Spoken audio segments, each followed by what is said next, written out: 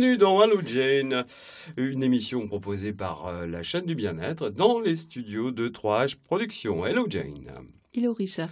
Geneviève Krebs, vous êtes coach et vous travaillez dans le monde de l'entreprise, Oui. dans le cadre de la prévention des risques psychosociaux, Mhm. l'amélioration de la qualité de vie au travail, Mhm. l'accompagnement au changement, Oui. la formation également aux Mhm. nouvelles techniques de management, et puis pour être complet également, vous accompagnez de nombreuses personnes qui reviennent du burn-out et reviennent dans l'entreprise en général. Après une longue durée d'absence, oui.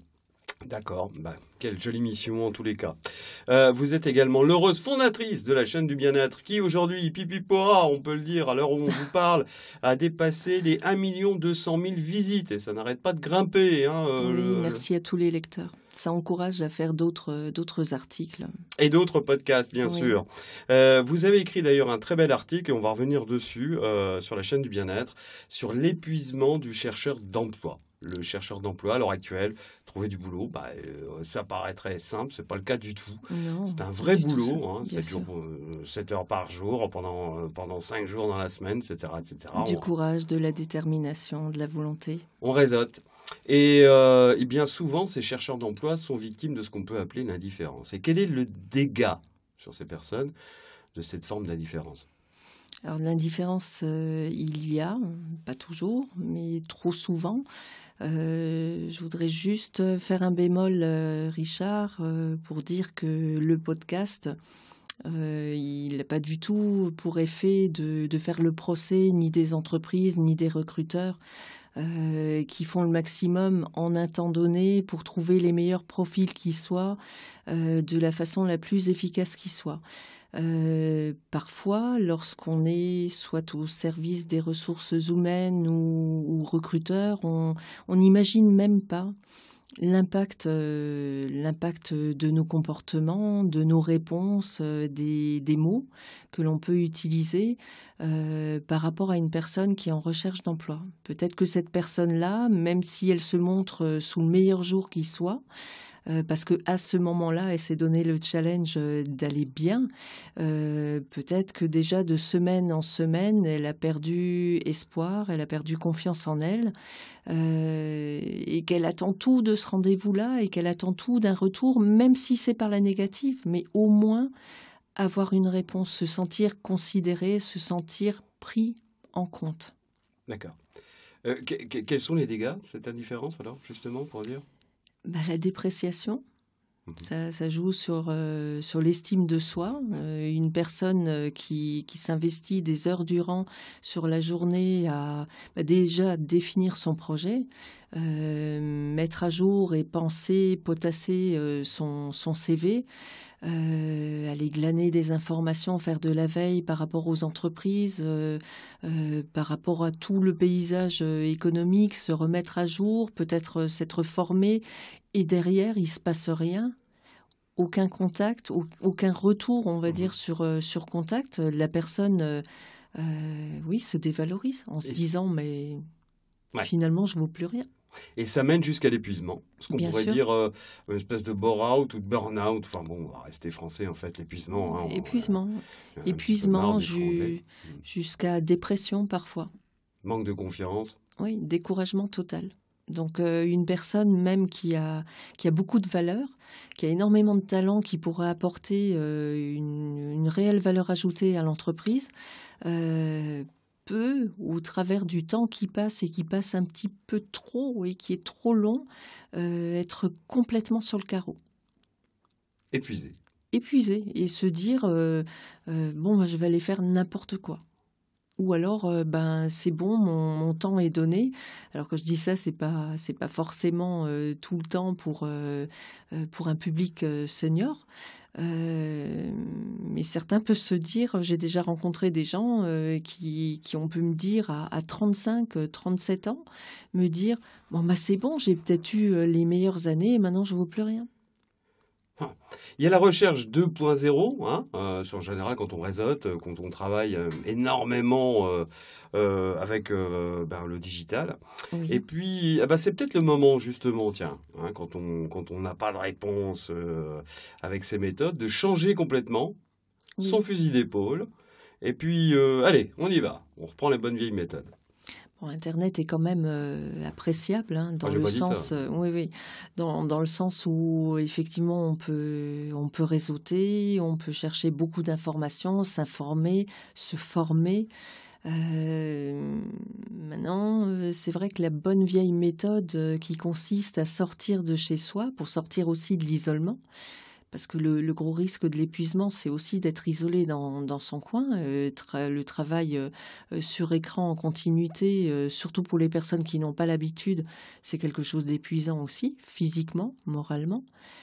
Et les bonnes vieilles méthodes, Richard, aller au-devant de l'entreprise, que ce soit par téléphone ou carrément en se présentant pour un tout premier contact, c'est quelque chose qui est apprécié. Moi, je le vois bien. C'est quelque chose qui est remarqué parce que ça devient de plus en plus rare. L'entreprise qui remarque aussi que celui qui a envie de trouver un emploi, qui a fait une première candidature et qui assure le suivi derrière pour prendre des nouvelles, pour relancer, pour à nouveau se positionner, il est remarqué. Et ça marche. Bah, ça marche pas dans tous les cas, parce que de temps en temps, il n'y a pas de besoin. Il n'y a pas forcément des projets qui s'étendent et qui supposent de faire venir une nouvelle ressource humaine dans l'entreprise. Mais quand il y a des besoins, ça interpelle. Ça peut faire la différence. Oui, ça peut faire la différence. Autre point. Autre chose qui peut vous arriver, on conclura par là, par cette question et ce petit sujet, c'est quand on est vraiment épuisé, qu'on se dit tiens, je trouve pas de boulot, pourtant je suis vraiment un pro, quoi. Je suis un bon électricien, je suis un bon boulanger, je suis un bon consultant. Allez, je me lance. Des fois, on leur conseille même, ces gens-là. Allez-y, mettez-vous à votre compte. Micro-entreprise, SAS, SARL. Enfin, il y a plein de formes juridiques possibles. Oui. Il y a même des aides pour ça. Attention, tout le monde n'est pas fait pour être un entrepreneur, d'une part. Et puis, est-ce que c'est vraiment le bon moment quand on est vraiment épuisé? Parce qu'un projet, ça se pense, hein. Oui, ça se pense. Un projet aussi qui sous-entend entreprendre, sous-entend aussi de savoir prendre des risques, avoir envie de prendre des risques. La personne qui, par exemple, dans son schéma, a un très fort besoin de sécurité, prendre des risques au quotidien va être à la longue très pesant, source d'angoisse. Donc, pas très bien, je dirais, amené pour cette personne-là. D'autres personnes vont être excellentes dans... On me donne des objectifs, je mets tout en œuvre pour pouvoir y répondre et j'excelle, je suis fait pour ça. Maintenant, la personne qui va entreprendre doit avoir la capacité à s'élever, prendre de la hauteur, imaginer ce que son marché va devenir à l'horizon de 6 mois, 1 an, 2 ans, 5 ans, si on arrive à voir aussi loin. Il faut savoir prendre les bonnes décisions. De temps en temps, il faut accuser le coup d'avoir pris peut-être une mauvaise décision ou une décision trop tôt, trop tard. Tirer enseignement de tout cela, c'est pas tout repos.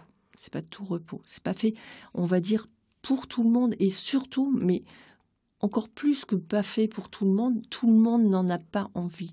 Alors par désespoir, comme vous l'avez dit, peut-être que c'est la solution. Prenons le temps de nous rendre compte si c'est vraiment fait pour moi ou prenons le temps pour se rendre compte que finalement, c'est pas fait pour moi. J'ai bien fait de pas y aller. Ouais. On profite peut-être des fois justement de cette période d'inactivité pour faire un point.